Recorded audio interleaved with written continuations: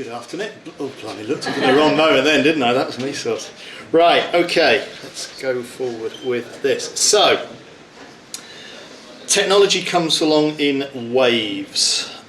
We had, very, very long time ago, PCs with various protagonists in the marketplace that were seen as being the future. It then went to the internet and more organisations became involved, and perhaps some of the first ones started to trail off, but even at that stage the internet was something that you went to a cafe and connected with. It wasn't something that happened mobile until that technology came in and started to bring it together, and again more organisations became involved and others disappeared off. And now where we sit is a mixed reality wave where there are various businesses organised going forward, trying to understand actually how to build on all of those previous iterations as this next level of sort of digital solutions.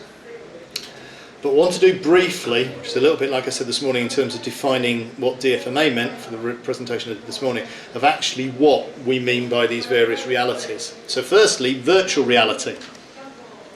So replacing the environment with digital content. So you stick the piece of kit on your head, you're in this completely immersive environment and you've got no idea who's wandering around beside you, or you fling your arms around doing whatever you're doing and hit the people beside you, and you are in some immersive environment like this, playing games, exploring places, shooting people, meeting fantasy figures, whatever it might be. But in construction, there is a reason for doing this, that you have got the ability to do construction rehearsals. So training people, particularly health and safety, to understand the job of work that they're off to do, or explaining to people who perhaps don't understand how 2D information works, to put them into a 3D environment to explain this is what your new school, hospital, factory or whatever is going to look like. So that's virtual reality. Then we have augmented reality, which is enhancing the environment with digital content. So you have some sort of mobile technical device and you place something in it. And the best example of that, Pokemon Go. So you can see the Pokemon, you can sort of play with it, but you're not really interacting with it properly, but you can see it in a real world context, as that middle image shows. And for us at Trimble, we've just launched an application called Trimble Site Vision. I'll show a couple more images about that, where you can put real world models into real world spaces located accurately to again get that ability to understand the context of the virtual world and the real world as an augmented solution. And then finally, we have mixed reality, where you are merging both digital and physical environments. So you have the ability to interact with both. And fundamentally, that is driven by Microsoft HoloLens device. And apologies, with the exception of one, all the images you're going to see are based on HoloLens 1, or that HoloLens device you see there. HoloLens 2 was launched in March, and nobody's seen sight of it beyond the launch event in Barcelona that Microsoft did. We're all still waiting to get our grubby hands on the technology. But this allows you, and this is what you would see through a HoloLens device, to actually see the model at one-to-one scale in the context of the real world that you are in. And the next iteration, HoloLens 2, this is with an XR10 solution that Trimble have built that actually straps a HoloLens onto a hard hat. So you have a fully certified hard hat and the ability to look at the augmented reality, the mixed reality solutions. Then again, nothing new under the sun. So this is a video from 1997, if it will play. Go on, play. No, it's not going to play. Right, okay. That's going to be good if none of the videos play. We're going to be really... What you can see is that horrible bit of technology from 1997 that Trimble in New Zealand had created to actually do a mixed reality solution. So there is nothing new under the sun under all of this. But what are the benefits for mixed reality? Well, fundamentally, it's getting people and objects linked to places. And in terms of the synergies involved with that and where Trimble sits and the general overall technology trends sit, you've got all these ideas down the left-hand side in terms of technology trends with AI that we've been hearing about today and machine learning, and all the technologies that Trimble can provide to support that. And hopefully this one might work. Technology for you. Yeah, it's going to be interesting. If none of the videos work, I'm just going to do performance mimes and you're going to have to guess what I'm talking about, but I'll certainly beat a time. So what you would see here, if I could get that to actually play, no, it doesn't want to play, right, okay. Right, that was going to show you a fantastic image of a Trimble mine solution, where you have a 3D geometric model of the mine. You can see all the pieces of plant and equipment moving around on the site, and you have the ability with the HoloLens device to then interrogate that plant. So you can look at output rates, how long the driver's been working for, possibly fatigue levels now in the way that the latest technology is working with Trimble and Caterpillar's tie-ups, but actually start to really understand what's going on. And you can put lots of people into a piece of HoloLens kit. Yes, they could all be stood in one room looking at it, but they could be stood all over the globe and looking at the same model. The other one, which again we talked about sight vision briefly, this is a really cool piece of kit that's just come out onto the market. Now this is an augmented reality solution rather than mixed, but basically you've got an Android phone, you've got a GNSS receiver on the top, the little yellow mushroom thing, which means that you've got millimetre accuracy for where your model is located, and as you can see here, there's the mountains in Las Vegas, there's the mountains through the through the camera on the screen. And what you can then see overlaid as a model image is actually the compaction rates from those pieces of kit. So you've got the two rollers and the dozer working on that site. Where it's red, it's either not at the right level of compaction or it's not at the right level. Where it's green, it's the right level of compaction. And so it's getting a real-time feed from those machines onto that device, so you can stand there and look at it. The really clever bit, if you look closely, is there are no drivers. Those three machines are all working autonomously as well. So you've basically got a big sandpit with three machines playing on their own. There are a couple of TV cameras monitoring the area so that if anything else comes into that space, it will automatically shut the machines down for health and safety reasons, but otherwise they will happily play until the data that they're getting tells them that they're at the right level of compaction or at the right levels. And that is now. The world can do this. So where does it all sit in terms of these technologies and what we might want to do with it? So for us, you've got the as-is state, the intended state and the as-built state. And we have solutions across the Trimble portfolio that will deal with all of these. And if none of these videos work, we're going to have a really quick presentation. So this is a gentleman called Greg Lind, who has been working with our SketchUp colleagues. That's interesting, none of it wants to work. Right, what you were going to see there was a fantastic model that in theory is sat on a desk, but in reality is about 1 kilometre long. And there was two of them with a HoloLens device that allowed them to actually look at it at a desktop level, so you can see the overview of it, but equally you can then do that immersively, so you can go inside that model and be working at a one-to-one scale to understand it. So again, fantastic for collaborative meetings and explaining to a client what it is that they're going to get as an asset. They can walk around it, they can get their FM teams involved before anybody's done anything in terms of real design and go, is this going to work? And so where Greg Lynn in the States is saying he sees the benefits in terms of what it says here. So they can make decisions at the moment of inception, they can shorten the design cycle and improve communications. The next one then, an example with AECOM. I'm not even going to try and play these videos, I'm just going to click through it all and we'll see how we go. But anyway, again, you've got three engineers looking at a specific connection detail. Now this has been modelled with Tekla structures, so you've got a constructible level of detail, all the plates, the nuts, the bolts, the washers and everything are in there, and they can review that, look at that, interact with it and understand actually is this the way that we want this connection to work. So again, they've done it in a desktop mode, so they've got an idea that they can all see around it and see where they're going with it.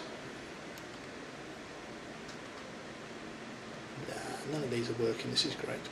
So, where AECOM see it working in terms of accelerating their engineer design process.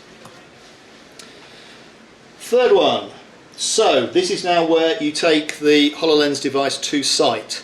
And what you would see in the video is those panels building themselves up. But again, what you have here is the fact that the walls are being put in place virtually. You can understand, can we build this? Is it going to work on site? Or have we got some issues that previous trades, whatever's been going on, or design changes, God forbid, have happened that means that actually what we're about to do isn't right. So before we start building all the panels with all the prefabricated steel panels that are, steel framing that's in there, we can check actually at the final point before we start work, is this going to work?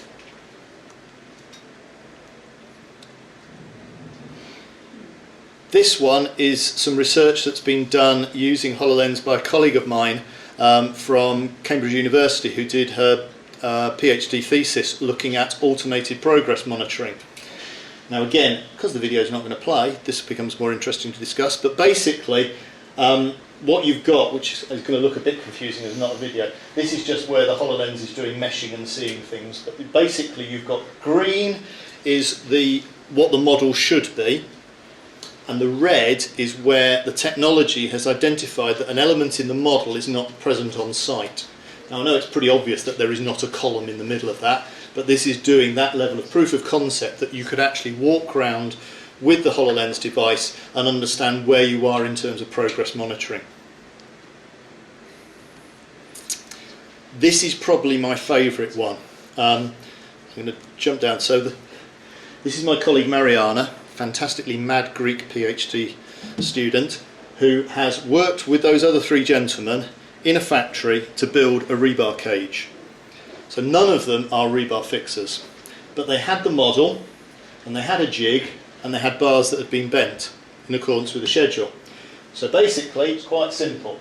You go and find the yellow tag for the yellow bar and you put it down. All yellow bars in the same place. Then you go and find the green tag for the green bars and you put them in. And using the HoloLens you literally place the real bars in the virtual space and build the cage. It's as simple as doing IKEA furniture. No, it's even easier than doing IKEA furniture. So again, they're looking very pleased with themselves. They've manufactured this cage in an off-site situation. They've understood as well where those quite complicated embeds are going to go and how it all fits together. So again, this is potentially very much the future of giving people this sort of technology, particularly in a factory environment, so an off-site manufacturing solution, where rather than be scratching around looking at drawings trying to work out what it is, you literally have as a holographic image what it is you need to do and the next step. Now that was done as a complete cage, but if you think about adding 4D into it, the timeline, you literally could click, click, click the sequence. So click bar, click bar, click bar, click put insert, click this, do that, and it will take you through. So again, the technology is available, it works really, really well. This image is now rubbish, but hey ho, we'll press on regardless. You can sort of see some whitish bits in here. That is a 2D drawing overlaid in the 3D model in the virtual space. So again, rather than just having a model where you would have to interrogate on the items, by actually overlaying 2D drawings, you can then see all the part marks going through as you're working around the model.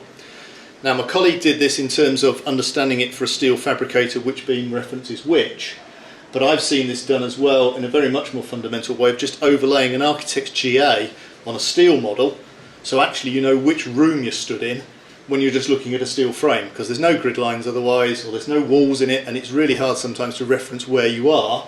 But by overlaying a 2D GA into that 3D model space, walking around it with holographic projection, you can navigate your way around the building far more easily. So as it says there, replacing traditional and error-prone workflows with more productive and accurate solutions.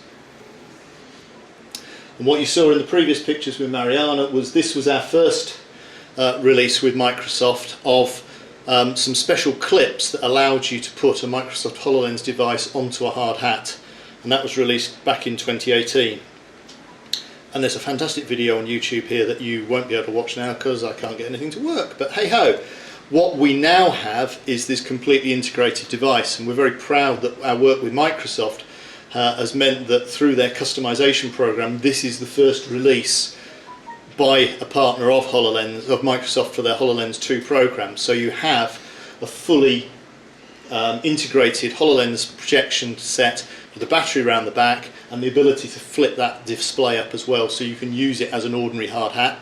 Yeah, it's a couple of £1,000 laptop wrapped around your head, but it is basically a laptop with a visual display. You can use it as a hard hat, or you can put the HoloLens device down. Otherwise, you found that people had two hats. They had the HoloLens hat that they do a task with, and then when they were finishing that, they put another one on. So they were spending all their time changing hats, and that was no doubt the time that something would fall on their head between those two.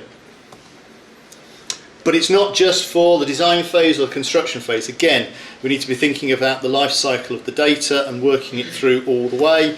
And again, we have a fantastic video here of people in our FM business using HoloLens devices to overlay data sheets around the equipment that's been installed in a building.